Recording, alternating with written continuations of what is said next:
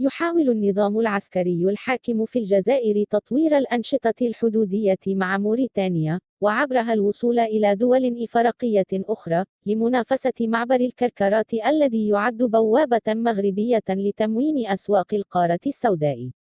وفي محاولاته اليائسة لعرقلة أي مشاريع أو أنشطة تعزز موقع المغرب داخل القارة السمراء، انطلقت بميناء الجزائر أمس الاثنين رحلة للخط البحري المنتظم والموجه خصيصا للتصدير بين الجزائر والعاصمة الموريتانية نواكشوط.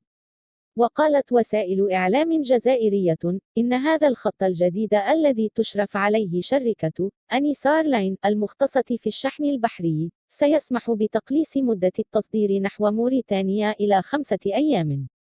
وتنظم الشركة حسب وكالة الأنباء الجزائرية كل 20 يوما رحلة جديدة على هذا الخط لتصدير مختلف المنتوجات الجزائرية نحو موريتانيا وكذا الدول الأفريقية المجاورة له.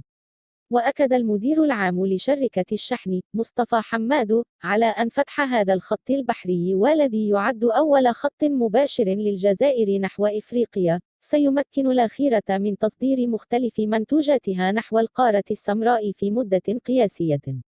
وأضاف أنه بوصول المنتجات الجزائرية إلى نواكشوط عن طريق البحر، يمكن بكل سهولة استعمال الطرق البرية لتوصيل السلع إلى بلدان إفريقية أخرى على غرار مالي وسنغال وغيرهما.